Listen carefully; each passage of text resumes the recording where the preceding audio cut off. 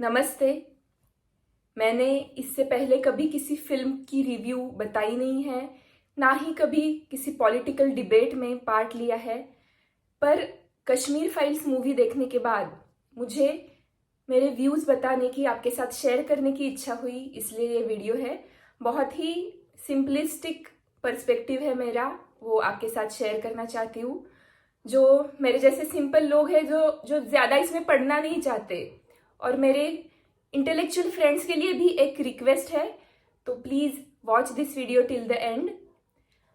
मैंने पहले जब कश्मीर फाइल्स मूवी के बारे में सुना तो मुझे बिल्कुल भी इंटरेस्ट नहीं था वो मूवी देखने में, क्योंकि फैक्ट्स पता थे, सुने थे, परंतु विजुअली देख के मैं खुद का स्ट्रेस बढ़ाना नहीं चाहती थी। क्यों वो वायलेंस देखना, वो घिनौने अत्याचार देखना। परंतु जब मैंने ट्रेलर देखा कि मेन हीरो का कैरेक्टर जो है वो एक स्टूडेंट है जिसकी टीचर एक लेफ्टिस्ट है, और this movie is his journey, उसका कंफ्यूजन, वो सब देखने का मेरा बेसिकली इंटरेस्ट था। फाइनली मैंने कल मूवी देखी और मेरा वो हिंसा देखकर अपना मेंटल पीस डिस्टर्ब करने का जो डर था वो गलत था। फ्रैंकली स्पीकिंग, मुझे रेप सीन्स वगैरह देखने से डिस्टर्बेंस होता है, तो टू माई सरप्राइज पूरी मूवी में एक भी वैसा सीन नहीं है। उन्होंने बहुत ही डिसेंट तरीके से न्यूज़पेपर कटिंग्स के द्वारा गैंग रेप वगैरह के फैक्ट्स बताए गए हैं। बहुत लेंदी वायलेंस या फिर चीखे चिल्लाना, ऐसा भी मूवी में कुछ भी नहीं है। तो अगर आपको मेरे जैसा हेजिटेशन हो कि स्ट्रेस बढ़ाना नहीं है इसलिए मूवी नहीं देखना, तो वो दूर कीजिए। You can watch the movie. और मेरा मूवी देखने का जो मेन कारण था to know the views of आज़ादी के नारे लगाने वाले वो स्टूडेंट, वो पूरा जस्टिफाई हुआ। मूवी में फोकस तो कश्मीरी पंडितों की साइड दिखाने को है, परंतु पल्लवी जोशी के डायलॉग या फिर जो मेन विलन है बिट्टा, उसको भी उतना ही फोकस दिया गया है। ऐसा नहीं है कि पूरे 2.5 घंटे आप रोते ही रहे। आप मूवी में सुनते हो, आप सोचते हो। मूवी ऑफ कोर्स बहुत ही हॉरिबल और सैड स्टोरी है। मूवी से बाहर निकलते वक्त सबकी आंखें नम होती है, पर सिर्फ वो दुख के आंसू नहीं होते। मूवी का एंड सीन है वो कृष्णा पंडित का स्पीच, और वो एक एक पॉइंट जो पुट करता है उससे हमारे ब्रेन का एक एक थॉट ग्लो होते जाता है।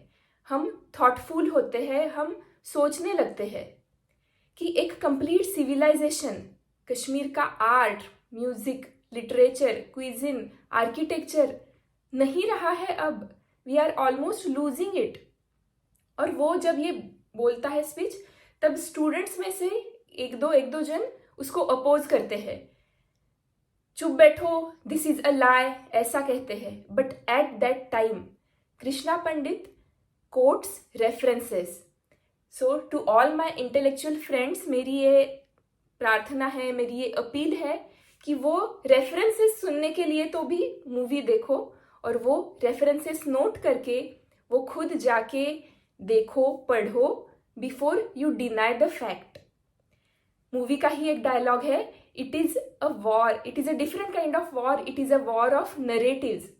हम क्या कर सकते हैं? हम एटलीस्ट फैक्ट को एक्सेप्ट तो कर सकते हैं।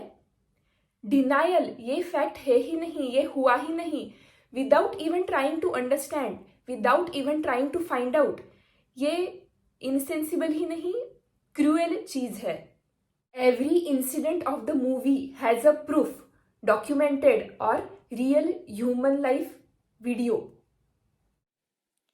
So overall, it is must watch movie for all who are willing to understand the truth. विवेक बुद्धि जागृत रख के ये मूवी देखो और सोचो। Sorry, I am not able to find out any other perfect word than विवेक। कोइंसिडेंटली मूवी के डायरेक्टर का नाम भी विवेक है। विवेक means that part of your intellect which differentiates between what is wrong and what is right. Do not deny, किसी ने बोला है इसलिए, एक्सेप्ट द फैक्ट। कोई डिसीज हो, कोई इश्यू हो, तो उसके ट्रीटमेंट का फर्स्ट स्टेप होता है acceptance. Accept that you have a disease, accept the truth कि ऐसे हुआ है। Second step is to find the root cause. तो मेरे बेसिक समझ से मुझे जो लगा है रूट कॉज, वो मैं आपके साथ शेयर करना चाहती हूँ। हम लोगों को बचपन से छोटी छोटी कहानियों के द्वारा एक बेसिक कंसेप्ट दिमाग में चला जाता है कि ईश्वर एक है, ईश्वर सर्वत्र है। There is ultimate one god, one truth. जो आत्मा तुम में है वही मुझ में है। संत ज्ञानेश्वर की कथा है कि उन्होंने जब ये कहा तो कुछ विद्वानों ने उनका मजाक उड़ाया कि अच्छा, जो आत्मा तुम में है वो इस भैंसे में भी है क्या? तो तुम जैसे श्लोक बोल सकते हो वैसा यह भैंसा बोल सकता है क्या? तो संत ज्ञानेश्वर महाराज सिर्फ उस भैंसे को स्पर्श करते हैं और उसके मुख से वेद बुलवाते हैं। संत नामदेव एक प्यास से तड़पने वाले गधे को पानी दिलाते हैं। ये कथा बचपन से सुन सुन के ये बेसिक कंसेप्ट माइंड में परकोलेट हो गई है कि हम अलग अलग है, अलग अलग पंथ के हैं, अलग अलग विचारों के हैं, पर ईश्वर एक है। मैं मराठी हूँ इसलिए मुझे ये दो कथाएं याद आई। अन्य सभी पंथों के भी महापुरुषों की ऐसी कथाएं होंगी ही। सिखों के भी गुरुवाणी में है एक ओंकार सतनाम। हम अलग है पर साथ में शांति से रह सकते हैं। मतभेद हो सकते हैं पर मनभेद करने की जरूरत नहीं है। क्या आपने श्री रामकृष्ण परमहंस की कथा सुनी है क्या? उन्होंने सारे पंथों की साधना की, अद्वैत वेदांत की शिक्षा ली, क्रिश्चियनिटी, इस्लाम, सिख सारे पंथ फॉलो किए और अंत में यह निश्चित समझ लिया कि सारे पाथ, सारे मार्ग एक ही अनुभव देते हैं। यहाँ हैदराबाद में रामकृष्ण मठ है, वहीं पर एक इंस्टीट्यूट है, Vivekananda institute of human excellence. उस मठ में काफी मुस्लिम स्टूडेंट्स भी आते हैं। ठाकुर जी के सामने बैठते हैं, शांति से आंखें बंद करके अनुभव लेते हैं। अनफॉर्चुनेटली उन सो कॉल्ड पीड़ित कश्मीरी यूथ को, जो टेररिस्ट में टर्न हुए, मिलिटेंट्स बने, उनको यह अनुभव किसी ने नहीं दिया, यह समझ किसी ने नहीं दी। और एक सरप्राइज की बात यह है कि हमारे सेलिब्रिटीज, काफी मुस्लिम फ्रेंड्स भी इस बात को खुलकर कहने से हिचकिचाते हैं। इस्लाम के नाम पर होने वाली घिनौनी हिंसा का हम विरोध करते हैं, ये कहने में उनको डर किस बात का लगता है, ये बात अभी तक मुझे समझ में नहीं आई। एनीवेज, टू कंक्लूड, मैं अगेन सबको अपील करूंगी कि do watch the movie with open mind and dare to accept the truth, accept the facts. Movie का ही सॉन्ग है, हम देखेंगे। उसी नोट पर मैं कहना चाहूंगी, हम समझेंगे, हम समझेंगे, हम समझेंगे,